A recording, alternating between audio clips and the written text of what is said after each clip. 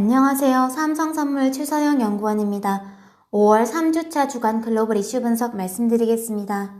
지나치게 빠르게 유입됐던 기대들의 의구심이 등장하면서 글로벌 증시는 다시 방향성을 헤매는 양상입니다. 전 트럼프 대통령은 중국과 연준에 대한 압박을 재개하면서 본인의 계획과 의도를 금융시장에 드러내고 있고요. 또 지나치게 빠른 경제 재개가 가져올 위험성에 대한 파우치 알레르기 전염병 연구소장의 경고에 대해서도 불쾌감을 표현하면서 전문가의 말에 무게를 떨어뜨리는 행보를 보이고 있습니다. 일단 이번 주부터는 미국 내 대부분 주들에서 부분적인 경제활동 재개가 계획되어 있고요. 또 유럽에서도 봉쇄 정책이 꾸준히 완화되고 있습니다. 하지만 코로나의 재확산 우려도 경제활동 재개와 맞물려서 한켠에서 지속적으로 누적되어 가고 있음은 부담스러운 요인입니다. 달러화는 금융시장의 불안 심리가 쉽게 누그러지지 못하면서 강세 환경이 유지되고 있습니다. 지난 1월 중순에 미국과 중국이 1단계 합의를 맺은 지 약 4개월이 지났는데요. 양국 관계는 다시 살얼음판을 걷고 있습니다.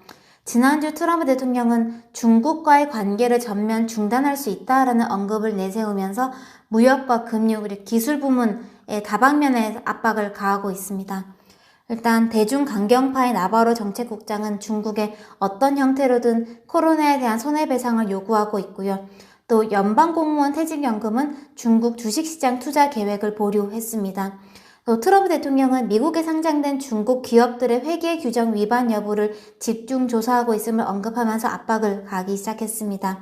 또 마지막으로 미국 상무부는 미국의 소프트웨어와 기술을 활용한 외국 반도체 제조업체는 미국의 허가 없이 화웨이에 반도체를 공급할 수 없도록 규제를 강화할 것임을 발표하면서 이 화웨이에 대한 수출 규제 대상을 기존 미국 내 기업들에서 해외 기업들로까지 확대해서 사실상 화웨이의 반도체 공급을 원천 봉쇄하려는 압박을 가하기 시작했습니다.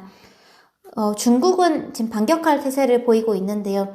중국 환구시보는 중국 정부가 애플이나 퀄컴 같은 미국 기업들의 제재를 가할 수 있고 또 보잉 항공기 매입 중단을 검토 중이다라고 언급하면서 이 미중 간 1단계 합의 파기 가능성에 대한 우려도 수면 위로 올라오고 있는 상황입니다. 사실 1단계 합의에 담겼던 중국의 대미 수입 확대 규모는 코로나 사태 이전에도 실현 가능성에 의문이 제기될 만큼 큰 규모였기 때문에 현 시점에서 이 약속은 이미 실행 불가능한 목표가 되어버렸습니다. 이렇게 합의 이행 실패가 뻔한 상황에서 맞이한 미중 관계 악화는 향후 경로를 예측하기 매우 어렵게 만들고 있습니다. 지난주에 미국과 중국에서 4월 실물 지표들 그리고 물가 지표들이 발표가 되었었는데요. 그래서 미국의 소매 판매와 산업 생산은 셧다운이 한창 진행 중인 시기였던 만큼 3월보다도 더 큰 감소폭을 기록했던 반면에 중국은 경제활동 재개를 반영해서 전월에 이어서 회복되는 양상을 보여주는 등 서로 상반된 결과를 보였습니다. 하지만 공통점이 있다면 양국 모두 생산에 비해서 소비에 더 큰 충격이 나타나고 있다는 점이고요. 또 주요 물가 지표들의 하방 압력에 크게 노출되어 있다는 점입니다. 코로나로 인한 경제활동 정지가 공급층 생산과 수요 측에 모두 타격을 입혔지만 충격이 더 크고 회복이 더딜 부분은 수요라는 것이 물가의 하방 압력을 통해서 드러나고 있는데요. 특히 중국의 기업이익과 높은 연관성을 가지는 이 중국 생산자 물가 하락세가 상당히 가파른 상황입니다. 중국은 내부의 경제활동이 온전히 재개된다 하더라도 대외 수요 불확실성이 크게 노출될 수밖에 없습니다. 그래서 지금까지는 다소 제한된 행보를 보여왔던 중국 인민은행의 완화 정책이 본격적으로 강화될 가능성에 최근 무게가 실리고 있습니다. 지난주 인민은행은 통화정책 보고서에서 2년 만에 이 유동성 확대를 자제하겠다라는 문구를 삭제했는데요. 그래서 보다 공격적인 완화 정책을 시사하고 있는 상황입니다. 이런 인민은행의 유동성 공급 의지가 강화되는 국면에서 위안화의 추가 약세 가능성을 주시할 필요가 있습니다. 최근 연준의 마이너스 금리 정책에 대한 논쟁이 수면 위로 떠오른 상황입니다. 연방기금 선물금리가 마이너스로 내려가면서 시장이 연준의 마이너스 금리를 기대하고 있음을 드러낸 것이 시작이었는데요. 지금껏 연준의 제로금리와 양적 완화를 요구해왔던 트럼프 대통령도 이 목표를 마이너스 금리로 바꾸어서 연준을 압박하기 시작하면서 논쟁은 당분간 지속될 기미를 보이고 있습니다. 일단 지난주에 파월 의장 연설도 있었는데요. 파월 의장은 연설을 통해서 현재 미국 경기에는 지대한 하방 위험이 도사리고 있고 자칫 생산 능력이 훼손되면서 경제의 영구적인 손실, 이 잠재 성장률의 하락이 야기될 리스크가 있기 때문에 지금까지 물론 정부와 연준이 코로나로 인한 경기 충격을 방어하기 위해서 많은 걸 해왔지만 앞으로도 더 많은 것을 할 필요가 있다라는 메시지를 던졌습니다. 2008년 금융위기에 썼던 모든 카드들에 더해서 민간 부문에 대한 대출 지원까지 역할을 확장시켰던 연준이 추가로 어떤 조치를 내놓을 수 있을까에 대한 시장의 관심이 높아진 건 당연한 수순이었고요. 또 주변 국가들에서 시행된 바가 있지만 연준은 아직 시행한 적이 없는 이 마이너스 금리에 대한 관심이 높아진 것도 어찌 보면 당연한 수순이었습니다. 이 마이너스 금리 정책은 정책금리가 0%에 도달한 중앙은행들이 앞으로 더 할 수 있는 게 없다라는 시장의 의구심을 깨기 위해서 도입했던 정책입니다. 또 쉽게 회복되지 않는 경기를 추가로 부양하기 위해서 좀 추가적인 수단을 강구했던 정책인데요. 사실 이 경제 주체들에게 실질적인 영향을 미치는 금리는 이 명목금리에서 인플레이션, 물가를 제외한 실질금리입니다. 그래서 이 실질금리를 더 낮출 필요성이 높은 상황이었는데요. 하지만 저물가 장기화로 기대물가가 계속 하방 압력을 받던 환경에서는 오히려 이 긴축적인 실질금리 환경이 우려되던 상황이었습니다. 그만큼 명목금리를 마이너스 부분으로까지 더 낮추어서 실질금리를 하락시킬 필요가 있었던 상황에서 중앙은행들이 발표했던 정책이었습니다. 하지만 마이너스 금리 정책은 오히려 은행들의 수익성을 악화시키면서 대출 태도를 경직시키고 오히려 이 실물 주체들의 대출 환경을 훼손했다는 부정적인 평가도 받고 있습니다. 그래서 이 마이너스 금리 정책은 이미 이 해당 정책을 시행했던 국가들에서도 추가 시행을 좀 꺼리고 있을 만큼 이 긍정적인 효과 대비 부작용이 부각되고 있는 정책 수단입니다.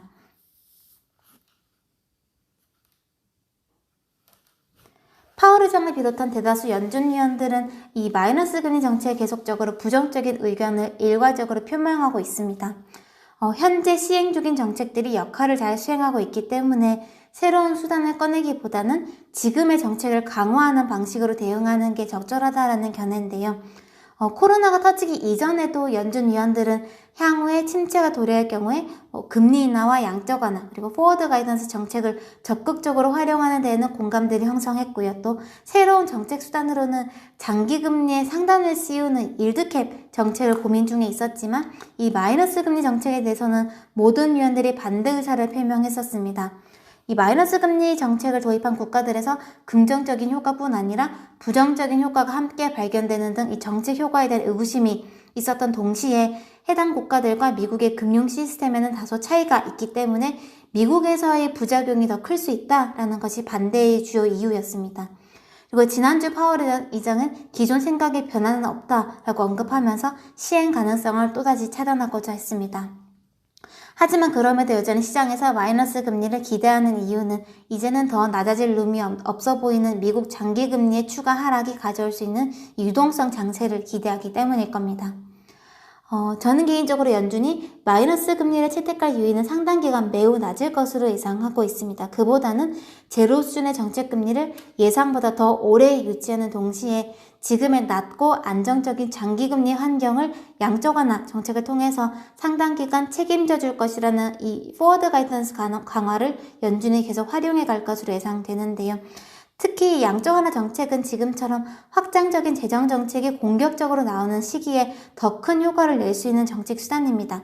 이 명목금리가 추가로 낮아지지 않더라도 재정정책이 역할을 잘 수행해 준다면 단기적으로는 재정정책 기대로 인한 기대물가 상승이 실질금리를 낮추어주고 중장기적으로는 잠재 성장률 제고, 자연이자율 상승을 유도해서 저금리 고착화 환경에서 벗어날 수 있게끔 출구를 열어줄 수 있기 때문입니다. 그래서 당분간은 이 장기금리 안정 유도를 통해서 이 정책 기대를 좀 유도할 가능성에 무게를 두고 있습니다.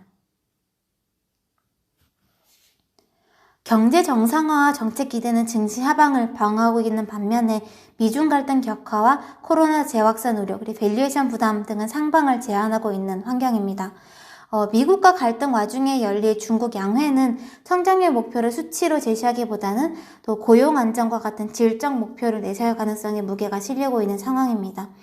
또 이번 주에는 파월을 비롯한 연준위원들 연설과 FOMC 의사록 발표가 예정이 되어 있는데요. 경기 하방 리스크와 향후 사용할 정책 수단에 대한 논의가 지속될 것이기 때문에 관련 논의를 주목할 필요가 있습니다. 또 경제지표에서는 미국과 유로존 5월 PMI 지표들이 경제 부분 정상화를 반영해서 전월에 비해 반등할지 여부가 가장 주목 사항입니다. 이번 주도 시장 대응 잘 하시길 바라겠습니다. 감사합니다.